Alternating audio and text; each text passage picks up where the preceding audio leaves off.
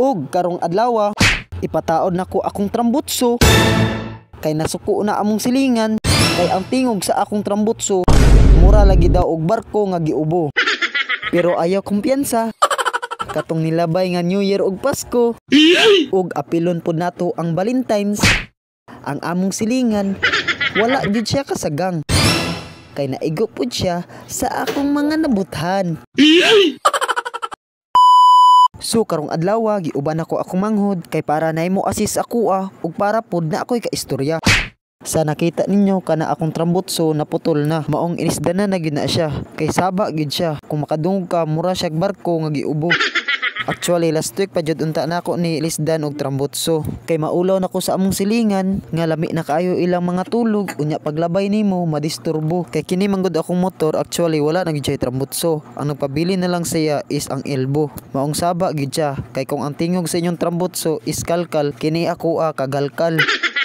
Actually last week niadto kog mga motor shop nangita kog ismas nga trambutso kaso walay mga stock. Unya nay naingon sa ko ang mekaniko may pag sa online shop na lang ka mangita kay barato pa. Maong gitry na ko ang Shopee daghan kag makita klase-klase nga trambutso. Unya akong napilian baratohon ragod pero stainless kay diri manggod sa mo kung dili stainless imong paliton gansi gyud ka kay diri sa mo dapin dagat maong halos gamit diri dali ra gyud siya tayaon. Bahalag makagasto gamay ba at least atong gamit mula hutay. Murag inyong relasyon sa una ba walay klaro pero karon wala gihapon pero nila hutay.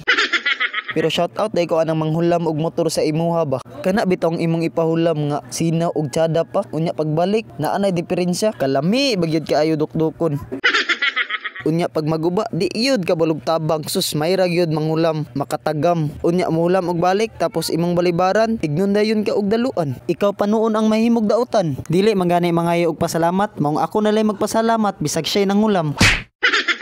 Og diri nataod na namo ang elbow maong itaod na po namo ning trambutso. Unya pagsukod wa man nagkadimao mao di ay kay gamay man ni ang elbow. Mao gyud ni ang disadvantage kung sa online shop ka magpalit og parts kay dili gyud tanan parehas og sukod kay parehas aning akong gi-order mubo day siyag elbow. So ana ang mekaniko nga kailangan jud ni i-align ang iyang elbow kay kung ipugos og sulod naa gyud siya tendency nga dali ra siya maguba. Mao nang iya ming gi-repair sa iyang kauban nga mekaniko. So pag abot namo diri sa ilaha gigamitan dayon niya og grinder para iyang makating og ma-adjust niya ang elbow. Og diri ako ana dayon gitanggal ning elbow para iya nang ma-align. Tan-awon nini mga trabaho ba murag dali ra. Di gyud ka pwede magmekaniko kung gamay kag pasensya kay pag tan-aw nako sa iya pertig yung kutiha. Hugaw lang na tan-aw ng mga mekaniko pero ayaw kumpiyansa. Tagko man na sila kwarta. Og shout out di ko sa tanan nagsuporta sa kuha. Kay naabot na ta og 32k followers. Salamat sa inyong walay undang nga suporta. Og diri ako na dayon gitaod ang elbow para mataod na pod ang trambutso. Og sa among pagsukod sa trambutso medyo alanganin pag yun siya. Maong gibalik tanggal ang elbow para ma-align na pod siya otro. Ug iya na pod dayong giwilding para iyang ma-adjust otro. Mao nang dili yun sa yun mahimo og mekaniko.